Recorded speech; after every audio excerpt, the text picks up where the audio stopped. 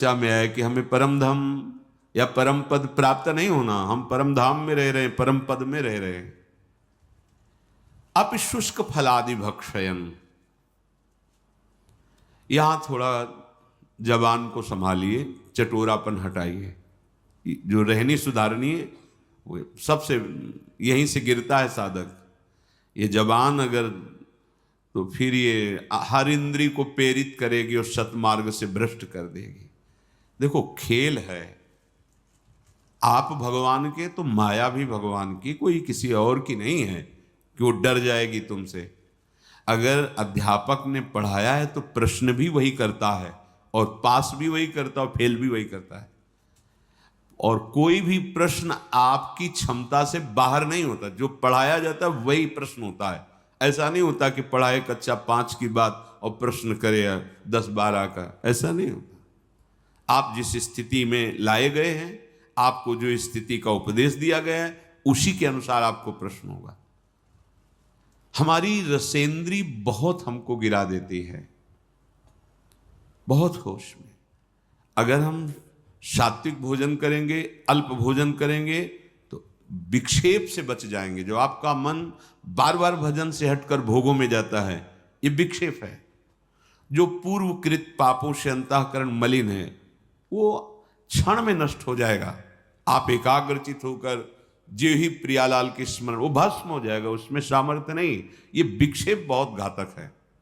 बार बार वृत्ति नाम में लगा और भाग करके संसार में जा रही, रजोगुण तमोगुण आहार, ये रसेंद्री बहुत, जैसे दुग्ध है, खीर है, घृत है, पवित्र वस्तुएं हैं, पर ये मात्रा से अधिक ले लो तो तमोगुण पैदा कर देंगी। है सात्विक, तमोगुण पैदा कर देंगी। मात्रा में प्राण पोषण होता रहे, ये शरीर को अपना मैं मानकर रसेंद्री जिस स्वाद पूर्वक जो हम पाते हैं, ये भजन नहीं होने देता। बहुत बहुत ये अनुभव की बात है, क्योंकि जीवन इसी में गया है।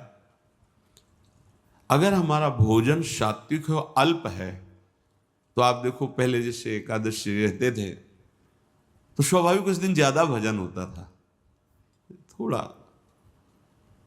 तो अगर हम रोज ऐसा अभ्यास कर लें, अल्प आहार करें, देखो शांत रहेगा चित्त, बात करने का मन नहीं करेगा। और जब अधिक भोजन, तो आप भोक्ता बन करके अधिक पा रहे हैं ना, यही तो आपके सब इंद्रियों को खुला छोड़ देगा। ये जो आपके इंद्रियों पर शासन करने का स्वभाव, हर गाड़ी में ब्रेक होता है, अगर ब्रेक ना हो तो वो नष्ट हो जाएगा। आपकी जीवन गाड़ी में संयम रूपी ब्रेक होनी चाहिए। हर इंद्री पर आपकी दृष्टि होनी चाहिए। इस समय किसका वेग है, जनेन्द्री का कि रसेंद्री का, नेत्रेंद्री का कि वाकेंद्री का, उदर का वेग है, किसका वेग है। हर समय सावधान, संयम रूपी ब्रेक बिल्कुल। जैसे कोई भी रास्ते पे चलता है ना, तो पैर भी ब्रेक में बिल्कुल सावधान, जरा तुरंत। आप ब्रेक को भूले हुए हैं, संयम रूपी ब्रेक ही नहीं है। जो मनाया बोल रहे, जो मनाया खा रहे, जो मनाया देखा है, जहां मनाया खड़े हैं, जैसा मनाया व्यवहार कर, नहीं, ये उपासक का लक्षण नहीं है। बहुत जरूरी है, बहुत जरूरी। पर भाई रोज सुन लो, पर मानोगे नहीं तो कोई फर्क। अल्पाहार करो, देखो कितना अच्छा लगता है। बढ़ रहा है, चर्बी बढ़ रही, पेट बढ़ रहा है, वजन बढ़ रहा है, भजन नहीं हो रहा है। आप कहते भजन नहीं हो रहा, क्यों नहीं हो रहा है भजन? आप गृहस्थ हैं, बहुत मेहनत करते हैं, आपका ठीक है, जितना समय भजन में मन लगे, बीच बीच में नाम स्मरण किया, समर्पित कर दिया, सारे सेवा कार्य भी, वो भी भजन हो गया। समझिए, इन्हीं के राग के त्याग को वैराग्य कहते हैं, और वैरागी ही अनुरागी होता है। जगते होए फिरे वैरागी, वृंदावन रस में अनुरागी। जब तक ये जग का मतलब हम बाहर देखने लगते हैं, यही है जग, इससे राग छोड़ो, सबसे छूट जाएगा। मूल यही है, इंद्रियों के राग, मन के राग, शरीर के राग, इसको समझो, अध्यात्म को समझो। भूल मत करो, भूल मत करो। इसको सजाने का मतलब है बंधन दृढ़ कर रहे हो, समझो। ये शरीर तुम नहीं हो, यहाँ अंगूठी, यहाँ वो चैन सोने की और ये वो। आप इस शरीर का राग पुष्ट कर रहे हो। शरीर का राग पुष्ट होगा तो वासनाओं की धूम मचेगी, वासनाओं के वशीभूत होकर आचरण करोगे, दुर्गति हो जाएगी। और वही हो रहा है, हम शरीर राग पुष्ट कर। हाँ नहीं भाई, जैसी परिस्थिति, आप धनी हो ठीक है, आपके पास है, पहनो, राग पूर्वक नहीं। अगर राग पूर्वक तो फिर वासनाएं बढ़ेगी, रजोगुण बढ़ेगा, वो आपको बांध लेगा। स्वाभाविक है। प्रियाजू को अर्पित करो, प्रसादी आभूषण, प्रसादी वस्त्र। गृहस्थ हो तो, विरक्त हो तो बस जो गुरु ने वस्त्र दिया उसी रहने से, आजीवन उसी रहने से, कुछ भी परिवर्तन नहीं, कुछ भी अधिक नहीं, एक भी वस्तु अधिक नहीं, जैसे जितना वैसे ही।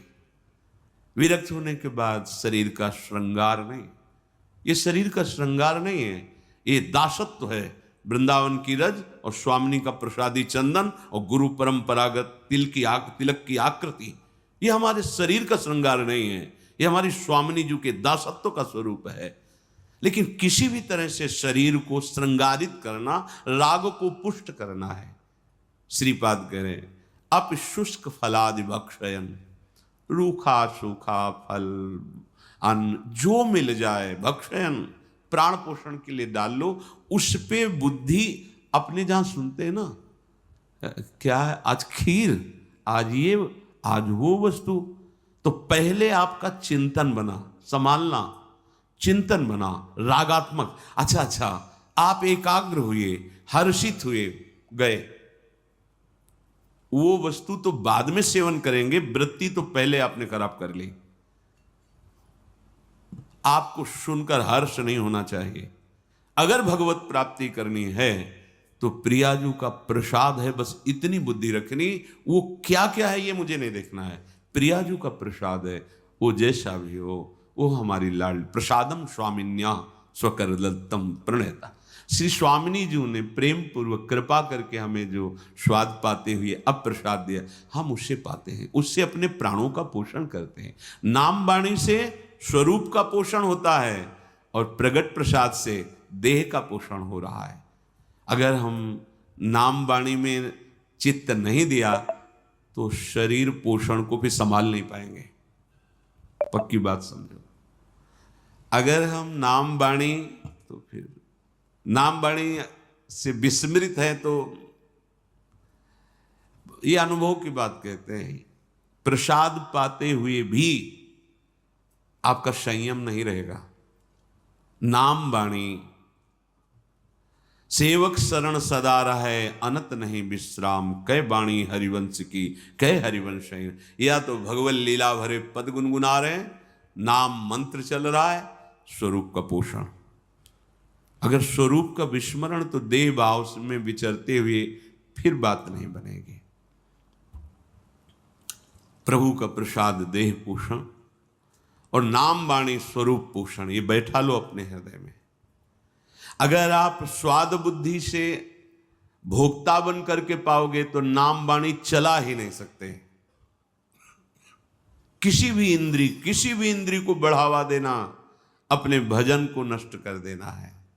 आप प्रार्थना है, थोड़ा समझिए, आप शरीर नहीं हैं, आप इंद्रिय के द्वारा भोगे हुई वस्तुओं के भोक्ता नहीं हैं।